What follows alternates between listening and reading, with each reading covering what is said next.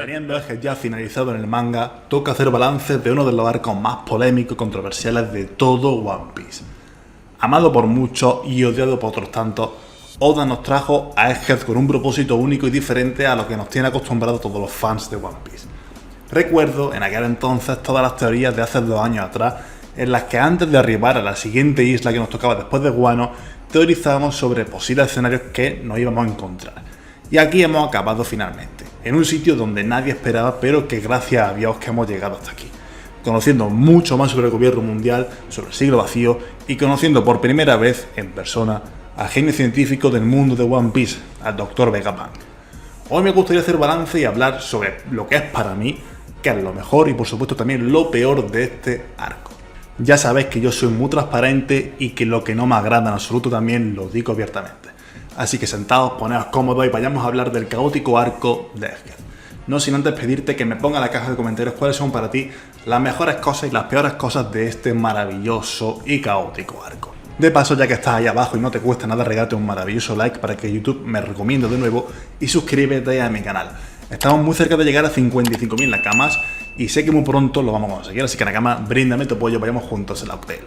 Partimos de la base de que veníamos de Wano, un arco muy grande, muy denso, un arco que en cuanto a ritmo en muchas ocasiones era muy lento y con muchos cambios en la obra. Lejos de criticar Wano, porque para mí es uno de los mejores arcos de toda la obra y en este vídeo no tiene cabida una crítica a otro arco, tan solo quiero remarcar una cosa, y es que su final fue algo muy deseado por todos, y en eso me incluyo yo también. La mayoría deseaba salir de Wano y ya acabar en cualquier otra isla que fuera de la isla de los samuráis. Eso venía de perla. Y es cierto que la llegada a Egghead era totalmente inesperada. Diría que nadie imaginaba todo lo que hemos visto y vivido en este arco tan diferente a lo que podíamos imaginar, tanto para bien como para mal.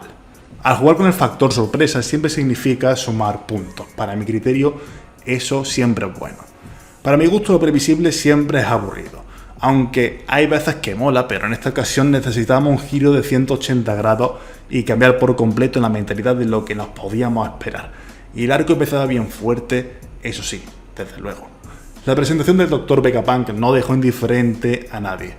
Nadie lo esperaba y nadie tampoco imaginaba que este fuera a ser el destino de la banda en este punto en la historia. El haber llegado a conocerlo en esta isla era el atractivo más grande de todos en ese momento. Era uno de los personajes más misteriosos de todo One Piece y eso suma muchos puntos a la hora de comenzar un arco y darle valor a un arco. Con el genio científico fácilmente la trama puede ser muy buena. Quedaba por ver quién era, cuál era su personalidad e intenciones y qué quería hacer con su vida, ya que hasta entonces conocíamos muy poco sobre él, tan solo sobre su invento científico y sobre su avance, y también sobre su participación en los match tiempo atrás. Pero luego de eso, sinceramente, no sabíamos nada de él. Es por ello que jugar la base de la presencia y presentación del genio científico sumaba bastantes puntos. Diría que uno de los grandes puntos que tiene también es su fruto del diablo y cómo, acorde a su figura e intelecto, decidió partirse en otras 6 partes más para así poder ser mucho más productivo y darle también ese ingenio que necesitaba también el arco.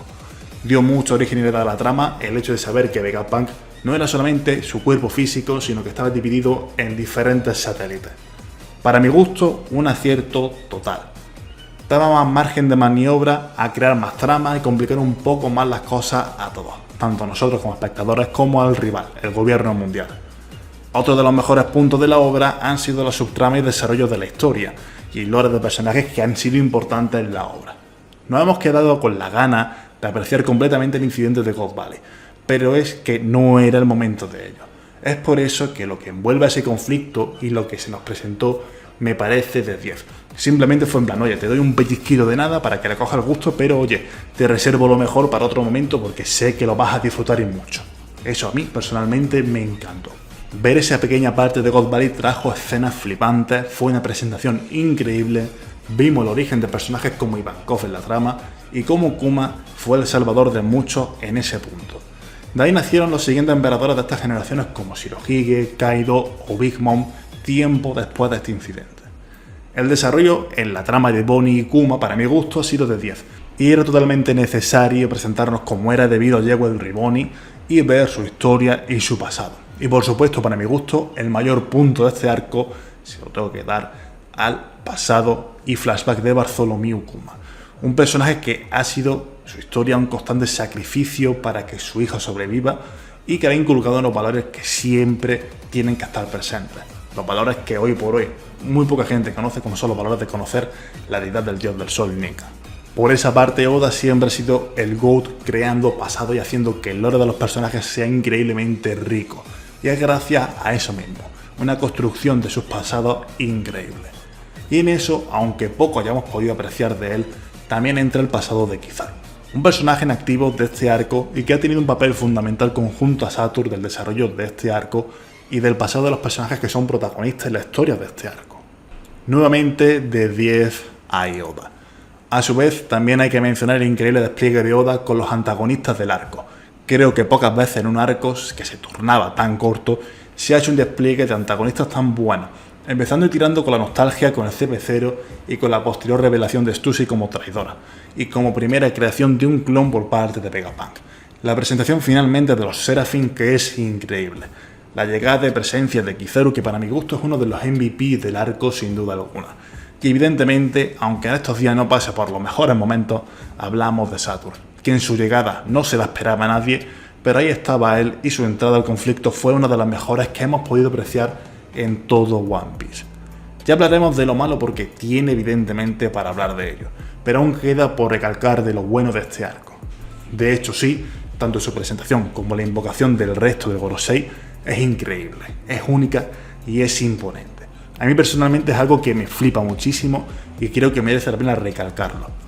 También hay que mencionar y recalcar el pasado de Vegapunk y su estrecha relación con Clover y Dragon, y que fue gracias a Clover que decidió no tirar por tierra los esfuerzos del erudito de Ohara por conocer la verdad. Y fue gracias a él que decidió investigar en secreto las acciones ocultas del gobierno mundial en los libros que redactaron los eruditos de Ohara y que salvaron los gigantes comandados por Jaguar D. Sol tiempo después.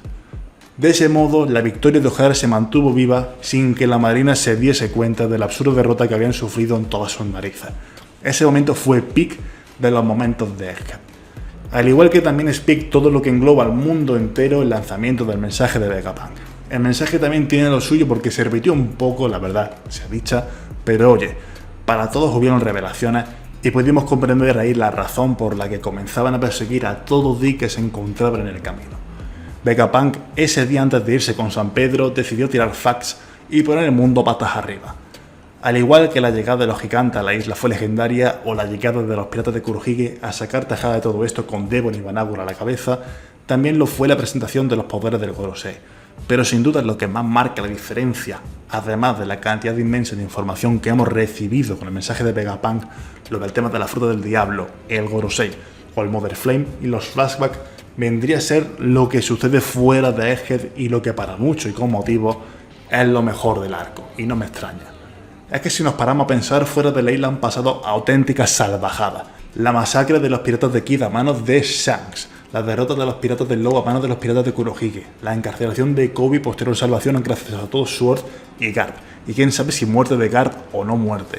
Lo que Sabo nos reveló del Reverie que vio con sus propios ojos, los movimientos de Cross Guild, y todo esto ha transcurrido mientras nosotros estábamos ahí viendo otra trama completamente diferente y ajena a lo que cualquiera pudiera imaginar. Egghead ha sido un arco que ha tenido una inmensidad de cosas buenas y que quizás durante un tiempo muchos dieron un voto de confianza de poder convertirse en uno de los mejores arcos de la historia de One Piece o incluso poder ser el mejor. Pero sin embargo, lo que menos gusta también hace que reste puntos, y bastantes diría yo. Empezamos poco a poco. Uno de los motivos por los que Egghead fue perdiendo puntos para mi gusto y también interés en lo que pasaba en la isla era la trama del traidor. Se hizo aburrido de cojones, se hizo lento de cojones, y sin duda lo que hizo que apreciáramos muchísimo lo que pasaba en Egghead era precisamente lo que pasaba fuera de Egghead. Todo el tema de averiguar quién era el traidor estaba bien y era gracioso, pero hasta cierto punto. En el manga, a mí a nivel personal, y creo que no seré el único que lo piense, se me hizo muy aburrido y muy lento. Fue la parte donde más se durmió el arco. Personalmente, otra de las razones por las que Egghead me resta puntos es la lentitud en el cierre del arco.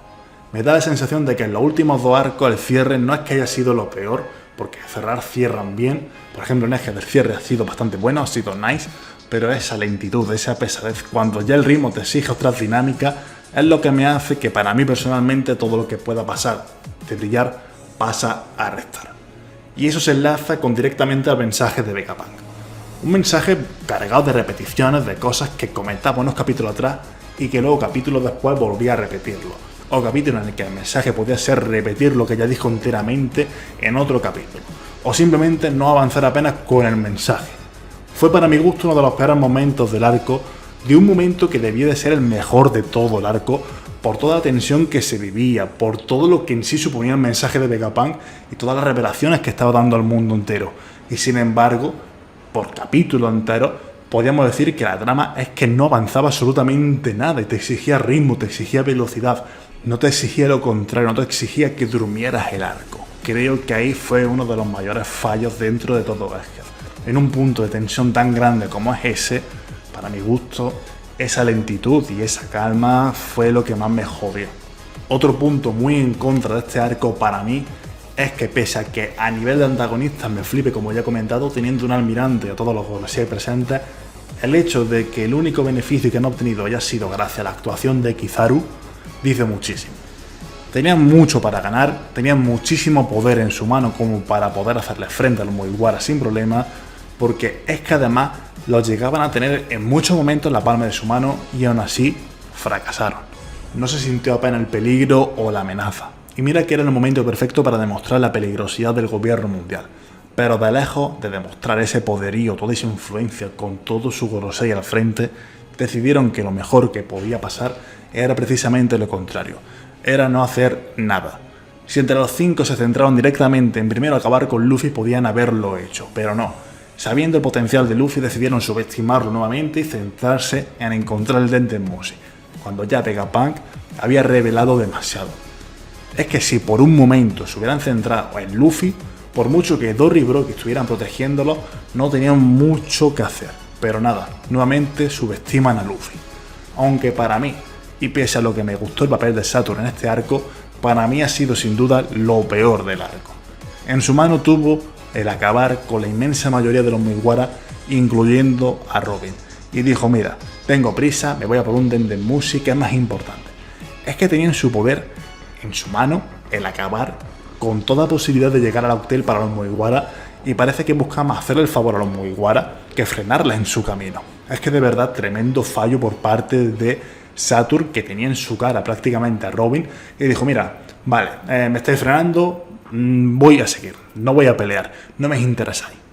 Vamos, que sigo repitiendo que el único antagonista que obró en condiciones fue Kizaru, que lideró la ofensiva aun sabiendo lo que tenían en contra y nunca subestimó a su rival. Solamente se centró en lo que debía centrarse y consiguió su misión, a diferencia de Saturn. Al menos Imu nos compensa con el final de Egghead rematando a Saturn delante de todos y reemplazándolo por Carlin. Cosa de lo más interesante que hemos podido apreciar en este arco. Para mi gusto, otro de los fallos ha sido esperar demasiado de Dragon y que no hiciera nada aun sabiendo todo desde el inicio. Pero bueno, parece que eso lo va a compensar en la actualidad haciendo algo finalmente después de tanto tiempo. Podríamos comentar más cosas que para mi gusto siguen restando puntos de este arco, pero bueno, otra por comentar así rápidamente podría ser el tema de los Seraphim. Creo que en un arco en el que se da tanta importancia y viendo que finalmente acaban derrotados por la alianza entre el CP0 y Luffy y Zoro, el verlos ya derrotados sin ver cómo en sí ha sido el transcurso de la pelea, para mi gusto fue un fallo. Es decir, estamos expectantes de esa pelea, aunque fuera algo breve, y sin embargo no nos dieron eso precisamente, no nos dieron eso. Podríamos habernos ahorrado un poco más del tema de traidor y haberle dedicado un par de páginas solamente a esta pelea, pero oye, decidieron que lo mejor era verlo ya derrotado sin necesidad de ver esta pelea. Lejos de la poca interacción de la banda en este arco, creo que el ritmo de Egghead no exigía esto mismo.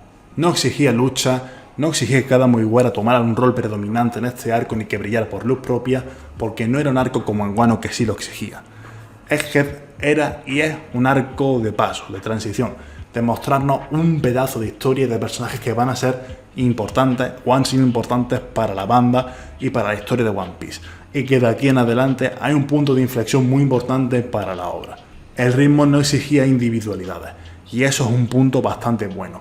Pasa como en Whole Cake. No era un arco que exigiese tanta individualidad, pero sí que necesitaba cierto desarrollo allí por parte de Luffy, de ver a qué nivel se podía medir la tripulación de un Yonko en aquel momento y cómo era la curva de progresión que podía tener. Es que ha sido un arco centrado en enriquecer nuestra historia y lore, tanto lo que pasa dentro como lo que pasa fuera de la isla, como en flashback como en el pasado del gobierno mundial. Por eso mismo, pese a todo, sí que creo que sigue siendo un arco bastante top, pese a todo lo que resta. No ha conseguido ser lo que muchos llegamos a imaginar algún día como el mejor arco de One Piece, pero sí que será un arco que ganará más puntos con el paso del tiempo. Así que por mi parte, poco más que comentar, nakamas. Espero que os haya gustado el vídeo, si es así, dejad un maravilloso like, que no cuesta nada suscribirse a mi canal. Recordad activar la campanita para no perderse ninguno de mis nakamas. Un gran saludo y nos vemos en el siguiente vídeo. Hasta la próxima, nakamas. Yo seré el rey de los piratas. Que no os quede duda.